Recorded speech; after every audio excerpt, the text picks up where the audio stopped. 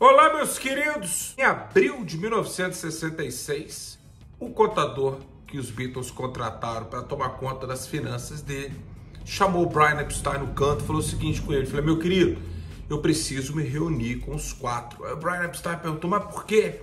É o seguinte, dois deles estão a ponto de falir e os outros dois estão indo pelo mesmo caminho. Meus queridos, foi nisso daí, nessa reunião, que o George Harrison tirou a ideia da música Taxman, que eu vou contar para vocês, tintim por tintim, de onde que o George tirou e por que os Beatles fizeram essa cagada com a parte financeira da vida deles. Meu nome é João Moura, esse é a Beatles School. Vamos lá, que hoje a gente vai ter uma aula de educação financeira.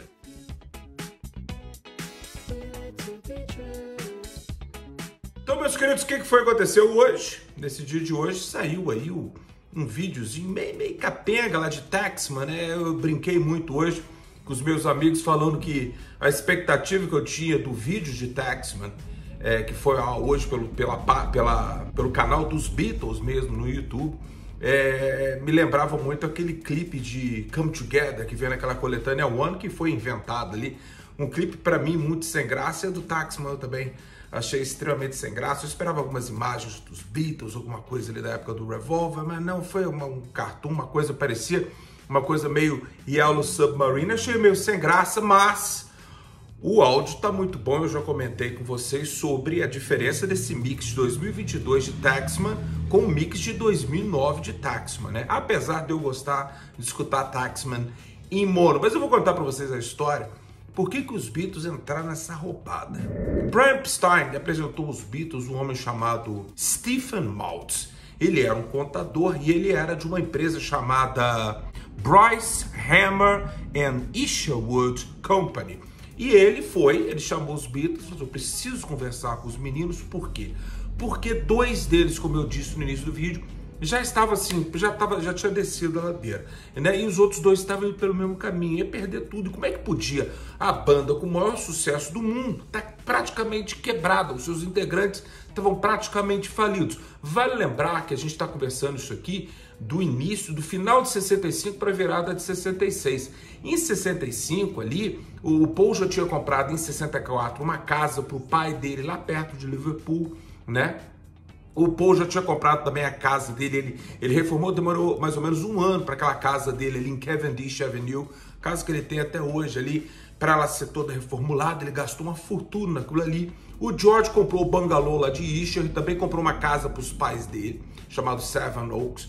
E o Ringo, além de comprar um casão para ele, para morar com a Maureen, ele já tinha um apartamento em Montagu Square, aquele mesmo que morou o Jimi Hendrix e aquele mesmo também que John e Yoko foram presos lá em 68 e tudo mais.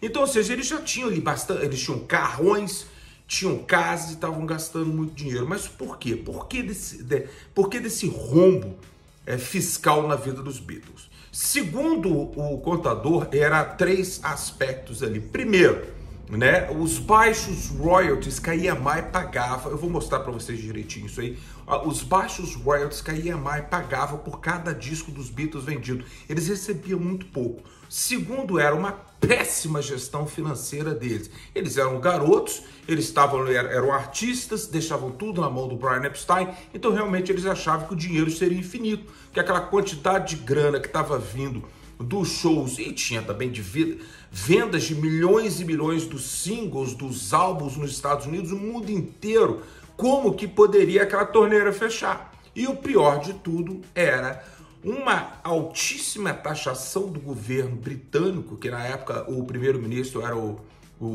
Wilson, né, cara, que era do Partido Trabalhista ali e tal, que não era muito diferente do Edgar Heath, que era do Partido Conservador. Então ali na Inglaterra naquela época ali, eles taxavam as fortunas, taxava tudo. Então, ou seja, tudo que os Beatles ganhavam, 90%, meus queridos, ia para a mão do governo inglês, né? Tanto é que quando eles receberam a medalhinha ali que o Wilson indicou ali para a Rainha Elizabeth, para poder condecorar os Beatles como Member of the Excellent Order of the British Empire, né, a MBE, né, eles ridicularizaram aquilo ali e tal. Por quê? Porque os Beatles estavam dando muito, mas muito dinheiro para o governo inglês e eles não estavam recebendo muita coisa em troca. Então, na reunião, o Maltz, ele sentou com os quatro Beatles né, ali na sede dessa empresa dele ali em Londres, e ele explicou, tintim por tintim, como que eles estavam completamente quebrados. Ele conta em seu livro que a reação do John e do Paul foi assim, eles ficaram extremamente chocados. O George, ele ficou com aquele ódio calado, ele falou que o George ele se fechou, ficou com aquele ódio dentro do coração dele, e o Ringo ele teve que explicar algumas vezes, sem brincadeira, mas ele falou que o Ringo não entendeu muito bem o que estava acontecendo. Quando explicaram para o Ringo que ele estava falindo, ou já tinha falido, porque ele não especifica quais dos 4 Beatles, quais os 2 estavam para falir e quais os 2 estavam indo nessa direção. Eu acredito que o Paul sempre foi muito tranquilo com essa coisa de grana, né? O Ringo, tadinho, por não ter muito estudo, aquela coisa, talvez ele estaria gastando mais do que ele deveria, porque ele não tinha, por exemplo, a Another Songs, que eram as músicas de Lennon e McCartney. Ele não tinha aquela grana que o John Paul, talvez na cabecinha do Ringo ali, ele ganhava ali os 25% dele ali, só que era dos shows, das apresentações, aquela coisa toda, né? Na parte de copyrights ali, copyrights não, na parte de royalties de Lennon e McCartney, quem recebia era o John Paul. O George, o Ringo não tinha muito. Então talvez ele não especificou, mas talvez, eu acredito ali, que o George e o Ringo poderiam estar indo falir por achar que estavam ganhando dinheiro pra cacete, na verdade não estavam. Então ele explica isso aí, eu vou explicar para vocês agora como é que foi esse imbróglio. O Maltz, ele explica no seu livro, eu vou pegar aqui a parte que ele fala o seguinte: a renda bruta de cada 1 milhão de cópias de um LP dos Beatles vendido na Grã-Bretanha ficava entre 50 mil e 100 mil libras, ou seja, era bastante dinheiro. Disso a NIMS, que era a empresa lá do Brian Epstein, do irmão dele, o Clive, eles ficavam com 25% da taxa de administração, né, o que deixava cada Beatle com algo em torno entre 2.344 a 4.688 libras, depois de ser tributado uma média de 75%, né? Então o que aconteceu? Os Beatles, eles dissolviam aquela grana toda ali em várias mini empresas que eles criavam para poder pagar menos impostos, né? Então daí saiu essa confusão inteira, né, cara? Era muito imposto em cima, não apenas do que eles recebiam da EMI, mas o imposto também que era imenso, como eu disse para vocês, beirava 90% dos shows que eles faziam, de filmes, aquela coisa toda. Era muito dinheiro entrando, mas era pouco que eles conseguiam colocar a mão. Tanto é que tem uma entrevista com John Lennon em 1971, 72, eu não sei, nos Estados Unidos, que perguntaram: vocês conseguiram ganhar muito dinheiro? O John fala: o que a gente conseguiu colocar a mão? A gente conseguiu, mas aqui para você não ficar com pena dos Beatles, um outro contrato foi feito em 1967, né? Porque depois dessa desgrama aqui, os Beatles sentaram com o Sir Joseph Lockwood lá na EMI, falou: vamos melhorar esse contrato aí, que até os Rolling Stones estão fazendo mais dinheiro que a gente. E era verdade, os Stones estavam fazendo mais dinheiro que os Beatles. Mas quem que estava por trás dos Rolling Stones ali?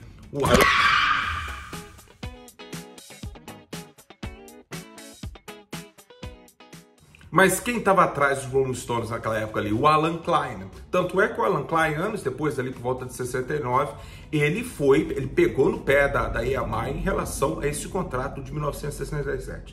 Então o que acontece, meus queridos? Sabendo disso tudo, eles tiveram que maneirar, né? Eles já tinham um plano ali de parar de fazer turnê. Eu tô falando de 1966.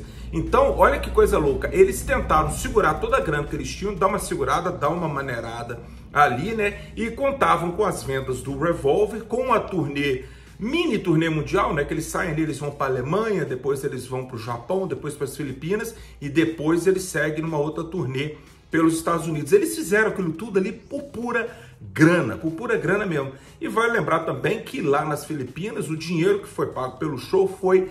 eles inventaram impostos, eles tiraram lá o Mal Evans e o Neil Aspinall de dentro do avião e do Brian Epstein e pegaram o dinheiro de volta. Então os Beatles não receberam o dinheiro do show lá em Manila, né? Como o John Lennon até escreveu uma carta muitos anos depois explicando onde é que estava o dinheiro da Apple. O John Lennon reclama. O dinheiro de Manila foi para o espaço, né? Mas enfim, eles vão lançar o Revolver, né? E depois saem nessa turnê toda aí para poder pegar dinheiro. Então eles fizeram aquela turnê de 66 mal feita, mas era para poder cobrir o rombo. Que rombo? Meus queridos, de 64 a 66, eu não sei por que diabos, o Brian Epstein esqueceu de avisar os Beatles que eles tinham que pagar uma coisa chamada imposto de renda. Os meninos estavam devendo 25% mais do que eles já tinham. Então, ou seja, era para quebrar mesmo.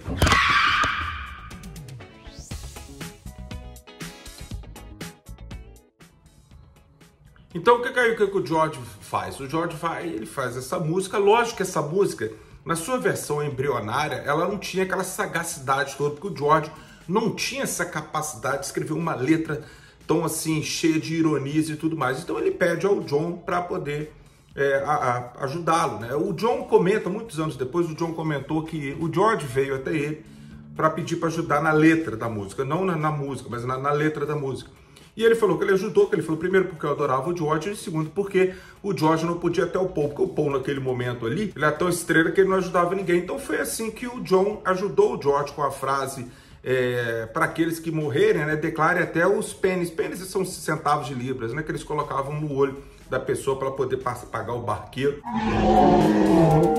cruzar lá para a pessoa poder ir para o paraíso. Uma porra assim, uma lenda antiga e tudo mais. Então, declare the pennies on your eyes. Não é pennies não, cara. Pennies é a plural de penny. Então não fica pensando besteira, né, seu sem vergonha. Então acontece, essa aí é a história. Lógico que há elementos ali que as pessoas sempre me perguntaram, João, Taxman lembra muito Batman, a música do Batman, do Adam West e do Burt Ward, que era o Batman e o Robin, que foi feito lá nos Estados Unidos e estreou em janeiro, mas estreou em janeiro nos Estados Unidos e não na Inglaterra. Aí você fala assim, mas como é que os Beatles sabiam se eles nem foram aos Estados Unidos no primeiro semestre de 1966, né? Eles ganharam da gravadora o compacto do Batman, okay?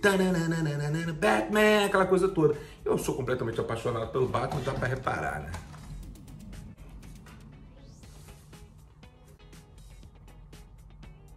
Então é isso aí, meus queridos, essa é a história do Batman, essa é a história do Taxman. Espero que vocês tenham gostado. Depois eu conto mais aí ao longo da semana. Eu conto histórias de mais músicas, porque esse ano, esquece Get Back, esquece tudo, que esse ano é o ano do Revolver. Finalzinho desse mês aí, a gente vai estar no Spotify, a gente vai estar esmiuçando todas essas gravações, outtakes, como é que ficou o remix do Giles Martin, o remix de 2022, desse álbum maravilhoso que é o Revolver.